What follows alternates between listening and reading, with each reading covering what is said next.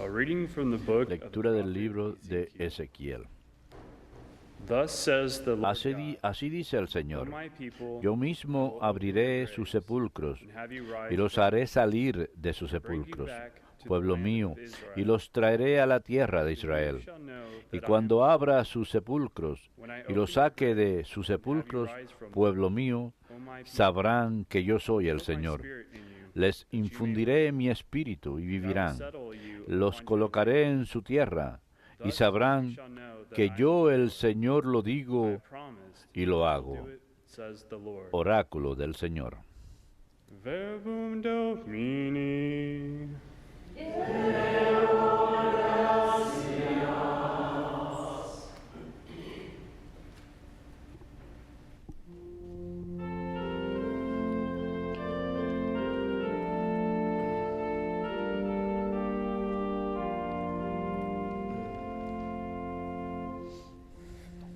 With the Lord Del Señor viene la misericordia, and fullness of la redención copiosa.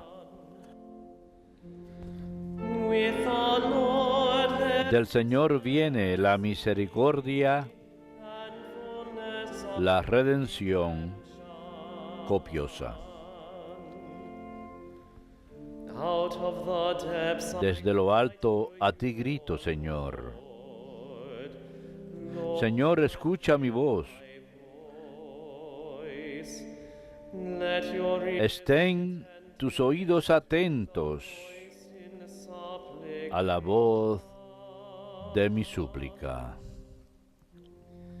with the Lord there Del Señor viene la misericordia, fullness of la redención copiosa. if you, O Lord, Si llevas cuentas de los delitos, Señor, Lord, who can ¿quién podrá resistir? but with you is Pero de ti procede el perdón y así infundes respeto. with the Lord there is Del Señor viene la misericordia, of redemption. la redención copiosa. I trust in the Lord, Mi alma espera en el Señor, trust in him. espera en su palabra.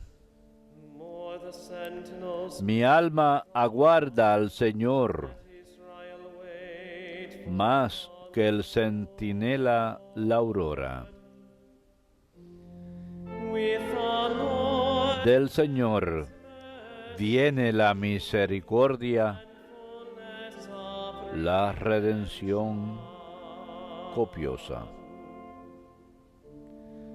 for with the Lord his kindness and with him. Aguarde Israel al Señor como el centinela la aurora, porque del Señor viene la misericordia, la redención copiosa, y Él redimirá a Israel de todos sus delitos. With the Lord there is Del Señor viene la misericordia, of redemption. la redención copiosa.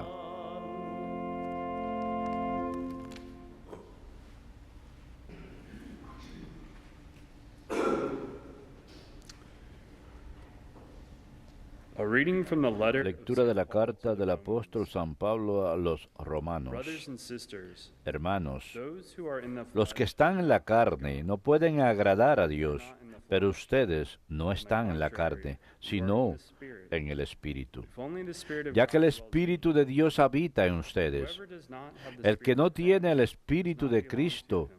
no es de Cristo. But if Christ Si is in Cristo you, está con ustedes, el cuerpo está muerto por el pecado, pero el Espíritu vive para la justicia. if the Spirit of the one Si el who raised Espíritu del que resucitó a Jesús de entre los muertos habita en ustedes, el que resucitó de entre los muertos a Cristo Jesús, vivificará también sus cuerpos mortales por el mismo Espíritu que habita en ustedes.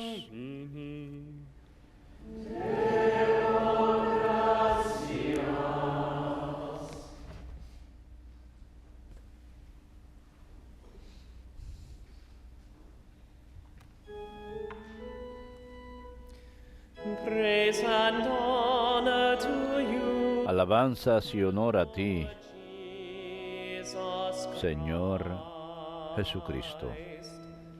Praise and honor, Alabanzas y honor a ti, Jesus Señor Jesucristo. Christ.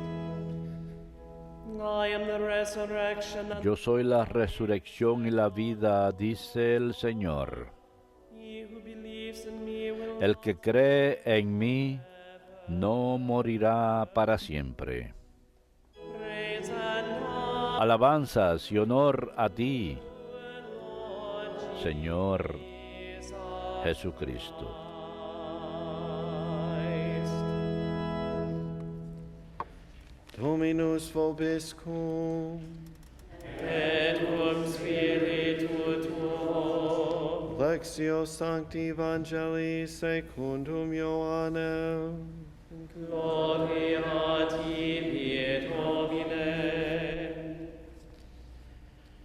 Now a man was En aquel ill, tiempo un Lazarus, cierto Lázaro de Betania, village of Mary, la aldea de María y de Marta, su hermana, Mary was the one había caído enfermo. María era la que ungió al Señor con perfume y le enjugó los pies con su cabellera. El enfermo era su hermano Lázaro. Las hermanas de Lázaro le mandaron recado a Jesús diciendo: Señor, tu amigo está enfermo. Jesús al oírlo dijo: Esta enfermedad no acabará con la muerte, sino que servirá para la gloria de Dios, para que el Hijo de Dios sea glorificado por ella. Jesús amaba a Marta, a su hermana y a Lázaro. Cuando se enteró de que estaba enfermo, se quedó todavía 2 días donde estaba. Solo entonces dijo a sus discípulos: Vamos otra vez a Judea. Los discípulos le replicaron: Maestro, hace poco intentaban apedrearte los judíos, ¿y vas a volver allí? Jesús contestó: ¿No tiene el día 12 horas? Si uno camina de día no tropieza porque ve la luz de este mundo, pero si camina de noche tropieza porque le falta la luz. Dicho esto, añadió: Lázaro, nuestro amigo, está dormido. Voy a despertarlo. Entonces le dijeron sus discípulos: Señor, si duerme, ¿se salvará? Jesús se refería a su muerte. En cambio, ellos creyeron que hablaba del sueño natural.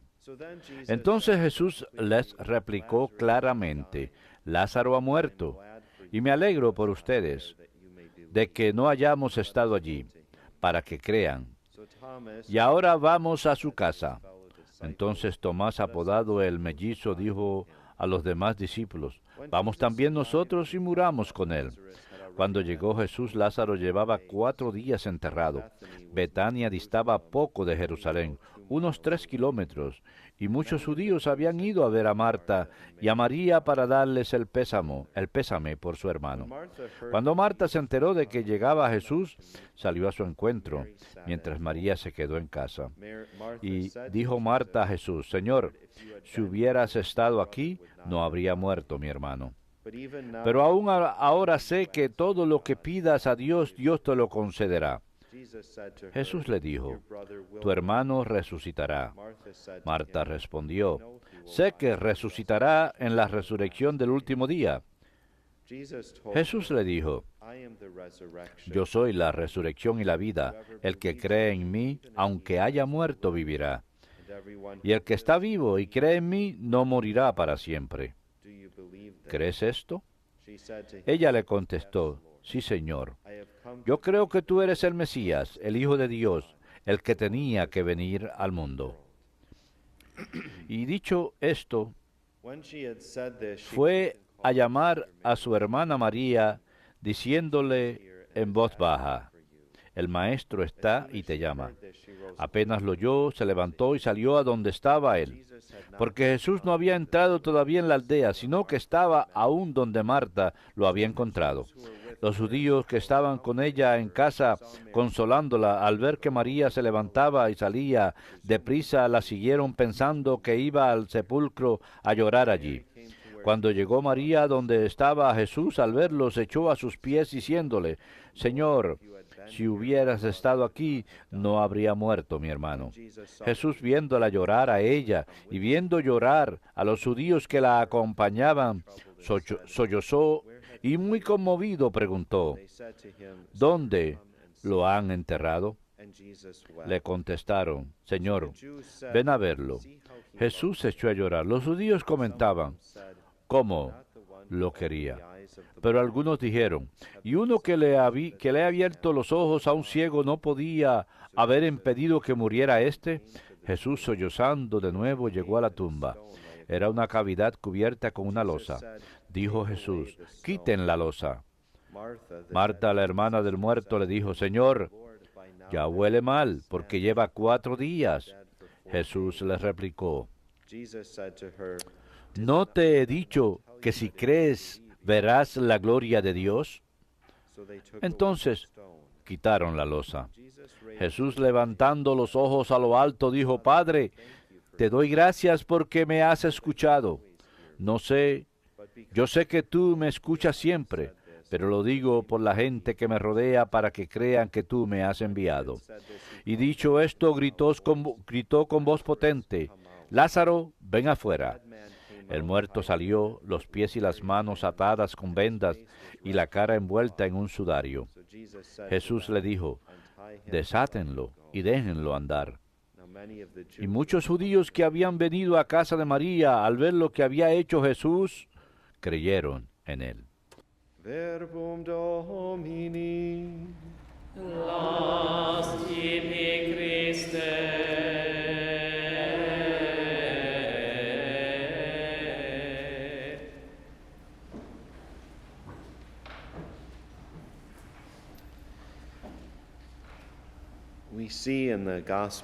Vemos en el pasaje del Evangelio de hoy una manifestación de tanto la divinidad de Cristo y la humanidad de Cristo. Y en esa manifestación vemos a aquel que es nuestro juez y vemos que también el que es nuestro juez es nuestro mediador. Así que primero veamos la manifestación de Jesús como Dios y hombre. En el prefacio de la misa hemos de orar: como verdadero hombre lloró por Lázaro su amigo y como Dios eterno lo resucitó de la tumba. Cuán hermosas son esas palabras que escuchamos que Jesús le dice a Marta. Si se dan cuenta, Marta y María obviamente eran hermanas, ambas diferentes de forma única. Sin embargo, las dos le dicen lo mismo a Jesús: si hubieras estado aquí, mi hermano no habría muerto. Ambos amaban a su hermano y Jesús. Ellos sabían que Jesús habría de traerles consuelo y ambos querían algo de él y sabían que él tenía ese poder. Pero Marta, en su conversación con Cristo, mirando la resurrección de los muertos en el último día, ella ve que su hermano en su mortalidad había fallecido. Y Jesús se identifica a sí mismo en esa hermosa manera, diciendo, cuando dice: yo soy la resurrección y la vida, simplemente llamándose a sí mismo la resurrección. Jesús se adjudica autoridad sobre la vida y la muerte, una autoridad que únicamente le corresponde a Dios. Es importante que reflexionemos sobre eso el día de hoy. Lo decimos todo el tiempo, pero muchas veces pensamos que nosotros tenemos ese tipo de poder por encima de la vida y la muerte, y nosotros no lo tenemos. Solo Dios puede dar vida. Nadie tiene el poder en sí de dar vida o restaurar la vida. En el Antiguo Testamento escuchamos el recuento de un número de profetas que resucitan a alguien de entre los muertos. En nuestra propia época escuchamos de santos, o en el tiempo después de Cristo escuchamos el tiempo después de Cristo escuchamos santos que a través de su intercesión hay gente que resucita, pero nunca es por su propio poder, es por el poder de su intercesión, que le ruegan al Señor que haga esto para el bien y beneficio del que falleció o de los que lloran su muerte. Así que eso es algo que se logra a través del poder de Dios. Pero Jesús está diciendo que ese poder proviene de Él. Él dice que ese poder reside en Él. Si se dan cuenta, aquellos que llegaron a creer en Jesús al final del pasaje, esto sucede antes de la pasión de Cristo, así que la iglesia la coloca aquí, en este quinto domingo de Cuaresma, y la semana próxima ya estaremos observando el Domingo de Ramos. Así que muchas de estas personas han presenciado esto, que Lázaro es resucitado entre los muertos y llegan a creer en Jesús. Y luego le ponen ramos de palma frente a él y luego, más adelante, ellos mismos son las personas que habían de traicionarlo, que le dieron la espalda. Jesús sabía esto, pero esto ya es prefigurado, lo que va a pasar con Cristo. Pero la resurrección de Cristo es muy diferente que la de Lázaro. Lázaro resucita de entre los muertos por el poder y autoridad de Dios, por el poder y autoridad de Jesucristo. Él vuelve a la vida y a la de volver a morir. Así que vuelve a la vida humana. Pero cuando Jesús resucita de entre los muertos es por su propia autoridad, es por su propio poder, porque Él es Dios. Nadie más resucita a Cristo de entre los muertos. Decimos que su Padre lo resucitó de entre los muertos, pero Jesús es uno con el Padre. Así que la resurrección de Cristo es obra del Padre, del Espíritu y del Hijo, de Jesús mismo. Y cuando resucita de entre los muertos, cuando resucitó de entre los muertos, fue para nunca morir más, pues Él resucita a la vida eterna. Por eso es lo que Él está identificando en sí mismo. Él es autor de toda vida.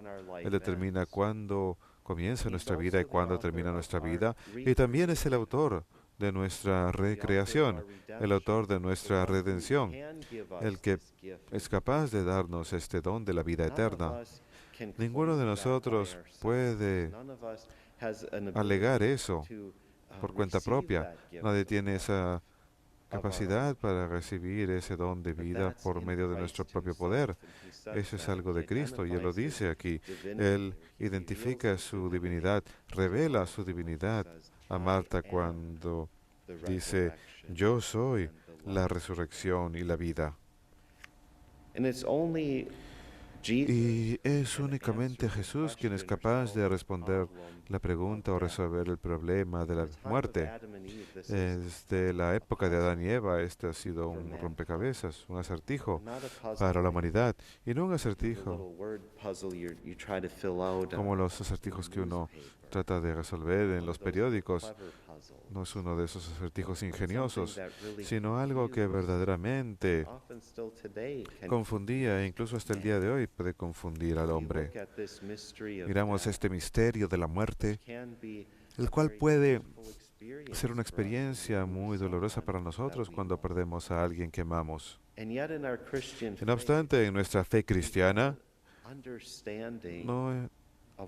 tenemos un entendimiento de lo que eso es, porque Cristo es la resurrección y la vida.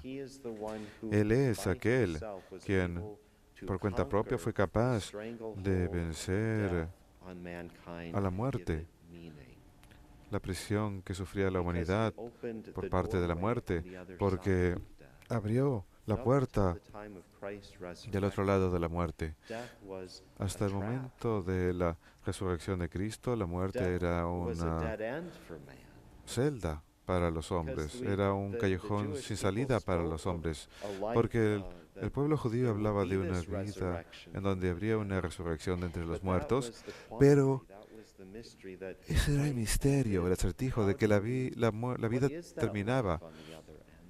¿Cómo era esa vida del otro lado? ¿Cómo era esa resurrección de entre los muertos? Así que Jesús se identifica cómo es esa vida. Y Él es el que vence a la muerte. El hombre por sí solo no era capaz de superar ese problema de la muerte. Pero Jesús sí. ¿Y qué decimos? Al morir destruyó nuestra muerte. Al resucitar, restauró nuestra vida. En la muerte de Cristo, el pecado y la muerte para siempre quedan aplastados, destruidos. No tiene poder sobre nosotros. Ese gran pasaje. Muerte, ¿dónde está tu victoria? Jesús le quitó el aguijón. Él logró la victoria sobre la muerte y abrió esa puerta del otro lado de la muerte, y como cristianos y creyentes en Él, en la resurrección y la vida, vemos ahora esa resurrección bajo su apariencia verdadera. Todos tenemos que pasar por esa puerta de la muerte hacia la vida eterna, pero vemos muchas personas ancianas fueron testigos de esto. Y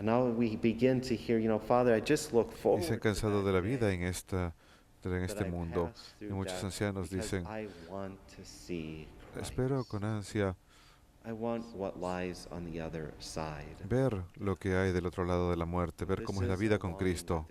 Ese es un anhelo que el cristiano puede tener, esa esperanza de que lo que hay en el otro lado de esa puerta. Un amigo mío en cierta ocasión explicó brevemente, después del fallecimiento de mi propio padre, ella había perdido a su padre cuando tenía corta edad, y también a su hermano. Y me dijo, Padre, sabe, he tenido que reflexionar mucho en mi propia vida sobre la realidad de la muerte. Y me dijo, es extremadamente doloroso para nosotros perder a alguien que amamos. Y me dijo, temo ese momento a veces también.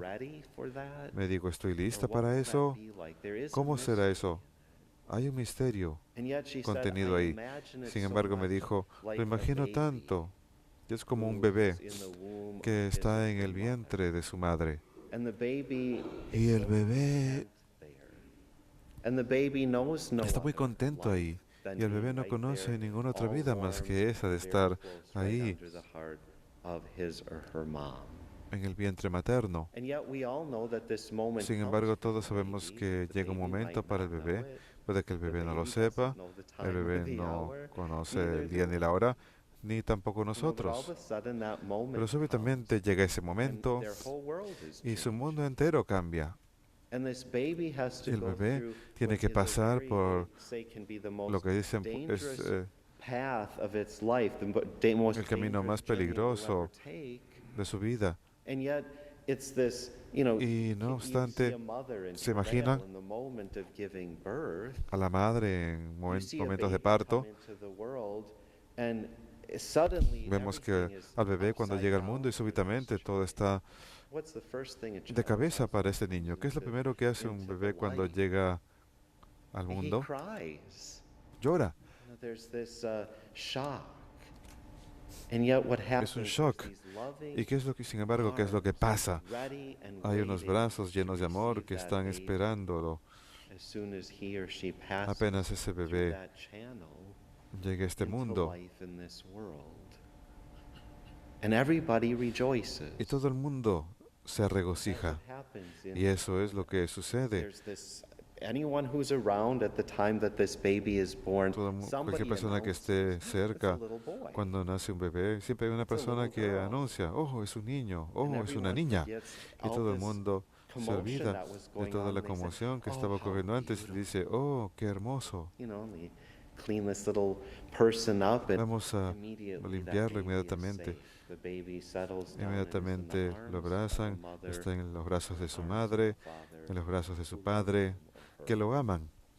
Y esta amiga compartió eso conmigo y me dijo, puede que no sea el mejor ejemplo, pero así es como yo me imagino la muerte. Que sí, es un poquito estremecedor para todo el mundo, incluyendo la persona que está pasando por eso, porque la vida está cambiando. Pero no termina, no es el fin. Nuestra existencia cambia de vivir en este mundo donde pensamos que estamos seguros, donde estamos cómodos, donde todo está bien. Y súbitamente tenemos que pasar por ese camino, por ese pasaje que llamamos la muerte.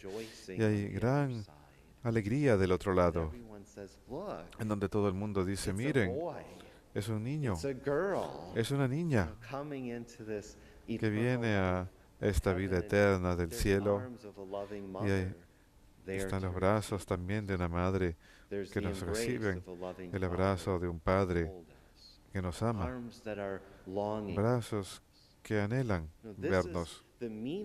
Este es el significado que tenemos, porque Jesús vino entre nosotros, murió por nosotros, resucitó entre los muertos por nosotros y se identificó como la resurrección y la vida. Podemos mirar la muerte de esta forma ahora, únicamente en Jesucristo. Nadie más es capaz de darnos acceso a la vida eterna, excepto Él. Y luego vemos la humanidad de Cristo en esta frase, esa hermosa frase del Evangelio según San Juan. Y Jesús lloró. Jesús va ahí al sepulcro, escucha y ve el sufrimiento de Marta y María. ¿Qué hacemos cuando alguien pierde un ser querido? Vamos con nuestros amigos para que nos consolen, para consolarlos y para llorar con ellos. Cuando tenemos un amigo que está llorando por la muerte de un ser querido, y esa persona que ha fallecido es alguien que amamos, lloramos. Eso es lo que hace Jesús en su humanidad. Es muy real, muy genuino.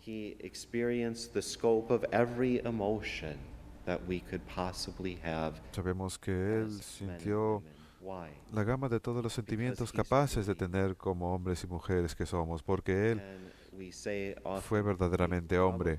Y a menudo decimos, probablemente experimentó toda emoción que tenemos en un grado incluso mayor, porque Él es perfecto, un hombre perfecto y perfectamente Dios. En su humanidad tenía amigos así como nosotros. Imagínense eso. Jesús no caminó por este mundo diciendo, a mí no me hace falta nadie, yo soy Dios, no te necesito a ti, no te necesito a ti. Así es cuando uno tiene una actitud soberbia y alguien hiere nuestros sentimientos y decimos, oh, a mí no me hace falta nadie. Debemos darnos cuenta que Jesús, cuando caminó sobre este mundo como hombre, tenía amigos. Y Lázaro, Marta y María fueron amigos. Lo recibieron en su hogar en Betania. Así que vemos esta reacción muy natural. Jesús lloró. En Lázaro también podemos ver un símbolo de la humanidad entera, y en las lágrimas de Jesús podemos ver la tristeza de Dios, la compasión de Dios, la lástima de Dios. Así que Lázaro nos representa a todos nosotros que estamos muertos por nuestros pecados. Y Jesús va al sepulcro, sabe lo que va a hacer. ¿Se imaginan a Dios mirándonos? Nosotros somos los amigos de Cristo. Cada uno de nosotros en nuestra relación con Él a través del bautismo es amigo de nuestro Redentor, amigo de nuestro Salvador. Así que podemos ver a Dios arrodillándose y mirándonos directamente a nuestros pecados y llorando porque nos hemos alejado tanto de Él, porque estamos viviendo en medio del pecado y quiere liberarnos de nuestra muerte, de nuestro estado de maldad. No estoy diciendo que Lázaro estuviese muerto porque él haya sido un hombre malo. Él murió por su enfermedad. Sino que reflexionemos sobre eso. Este es Dios que está llorando por su pueblo, llorando por cada uno de nosotros. Luego vemos que Jesús es mediador y juez al mismo tiempo. Y damos gracias al cielo que no solamente es nuestro juez, sino que tenemos al mismo que va a juzgarnos como defensor. Únicamente Dios es capaz de hacer esto. ¿Se imaginan ir a un tribunal? Y todos lo hemos visto en la televisión, si es que nunca hemos ido en persona. Y tenemos al fiscal, y tenemos al abogado defensor, y tenemos al juez sentados ahí. ¿Y quién es el fiscal? El diablo siempre es el que está ahí parado diciendo, oh, cuán malo es malo, malo, malo. Eso es lo que decimos cuando hablamos del juicio final. No va a ser un ángel ahí recordándole al Señor de todo lo malo, lo que hemos hecho. Siempre es el enemigo el que quiere hacer eso. Incluso si hemos confesado nuestros pecados, en nuestros escrúpulos muchas veces tenemos a un acusador que siempre está diciéndonos, ¿estás seguro que has sido perdonado? Tratando de que perdamos esperanza. Pero cuando entramos a ese tribunal, tenemos nuestro mediador, tenemos nuestro abogado defensor, Jesús, quien está actuando en nuestro nombre. Él presenta nuestro caso y luego Él mismo es nuestro juez y dice, presentaste una defensa muy elocuente, es libre, no es culpable. Esto es lo que sucede cuando Jesús es nuestro juez y mediador. Si Él tuviera que actuar únicamente según la justicia, estaríamos perdidos. No queremos eso, porque Él es la justicia, tenemos que recordar eso. Dios es justicia perfecta. Él no podemos vivir en su presencia cuando algo no está bien, pero Él es el que hace que todo esté bien y nos restaura un orden correcto con Él. Así que en su juicio Él nos muestra misericordia. En su justicia también Él es misericordioso hacia nosotros. Así que cuando lo miramos como mediador y juez, ¿qué es lo que hace? Él se arrodilla ante el sepulcro abierto y ora al Padre. No porque duda que el Padre lo va a escuchar. Cuando Jesús habla, siempre está en su humanidad, siempre está en unidad perfecta con su Padre.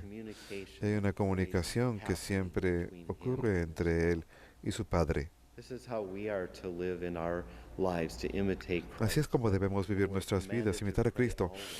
Cuando recibimos la orden de siempre orar, incluso cuando estamos conduciendo nuestros asuntos humanos, nuestros corazones siempre tienen esa comunicación con el Padre, de manera que nos es posible hablarle de manera libre, así como Jesús le habló a Él y nos enseñó cómo hablarle a Él.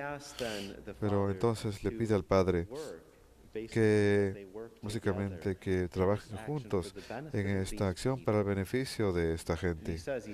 Y le dice, acude al Padre en oración y le dice, por la gente que me rodea. Y luego le escuchamos que da una orden con voz alta. Las Escrituras nos dicen que Jesús dice en voz alta, Lázaro, ven fuera. Nuevamente estamos acostumbrados a leer este pasaje que estamos acostumbrados a saber exactamente qué es lo que va a suceder después. Oh, sí, claro, Jesús le dice que salga y ese hombre sale todo envuelto, caminando así. Y pensamos, oh, qué maravilloso, y luego proseguimos.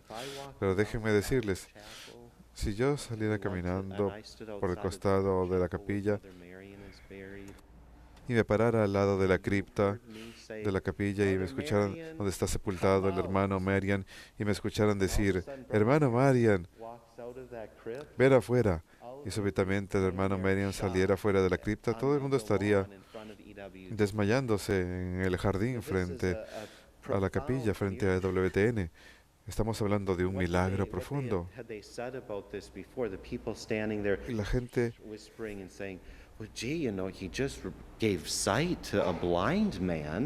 que está parada y diciendo, la semana pasada le devolvió la vista a un ciego y no es capaz de resucitarlo de entre los muertos a su amigo. Estas marcas de aquel que es el Mesías, ayudando a un cojo a caminar, como escuchamos la semana pasada, devolviéndole el oído al sordo y la vista al ciego, resucitando a aquellos, curando a aquellos que están enfermos. Así que este no es un milagro de solamente devolver la salud o de curar a alguien como la suegra de Pedro que está acostada enferma, que le devuelve la salud.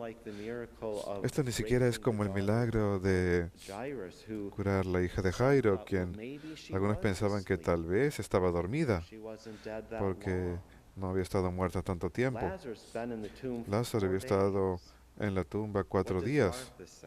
¿Qué dice Marta? Que va a haber un mal olor. Cuando el padre Pascual era postulante, hubo una conversación entre nosotros en la casa de noviciado. Esta mañana en el desayuno estábamos hablando acerca de los breves epitafios que van a ser escritos en nuestras lápidas y todo el mundo pensaba en el padre Joseph, algún pasaje muy devoto, muy fervoroso, yo soy la resurrección y la vida, o todos los sacerdotes estaban pensando en grandes pasajes de las Escrituras para poner en sus lápidas. El hermano Leo, sabemos que tendría que ser el pasaje de denle algo de comer, pero vamos a cambiar un poquito nada más, denle algo de comer, sería muy perfecto para el padre Leo. Y yo me preguntaba, ¿qué será lo que pondrán en mi lápida? Y el padre Pascual inmediatamente dijo, por seguro, olerá mal. Pero esto es lo que nos dicen las Escrituras. Uno simplemente no quita la losa. El pueblo judío tenía costumbres de sepultura. En esa época,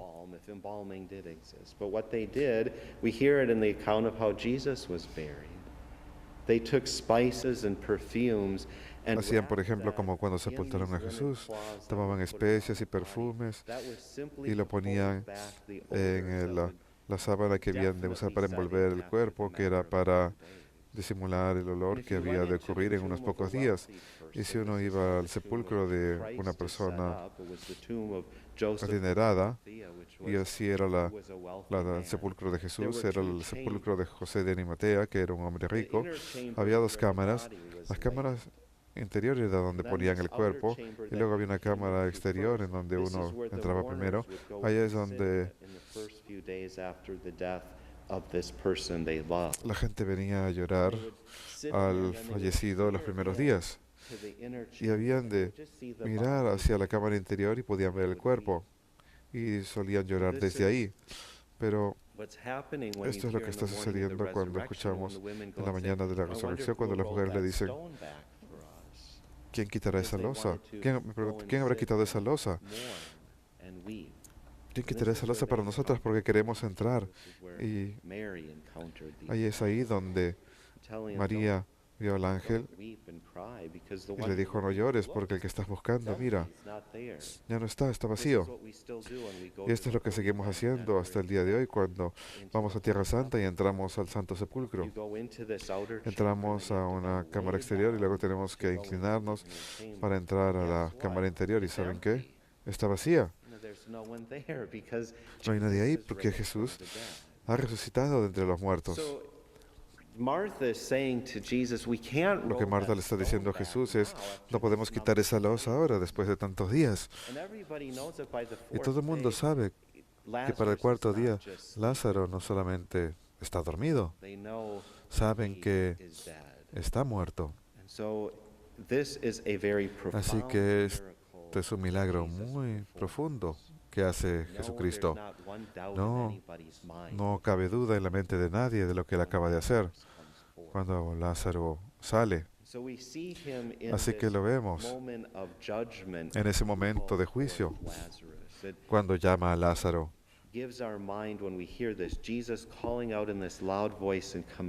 Cuando Jesús llama con voz potente, nos pone en la mente una imagen del fin del mundo. Nos dice que es la resurrección y la vida, y pensamos en la creación y la recreación.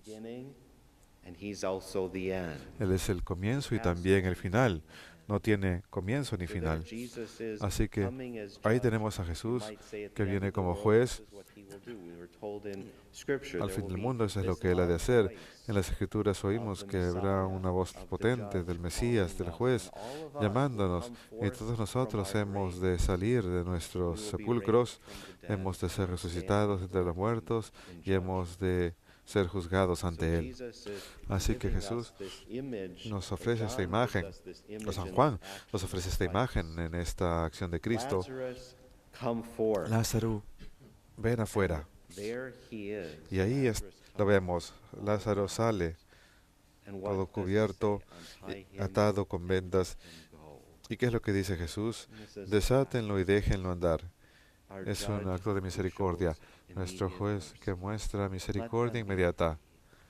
Déjenlo andar.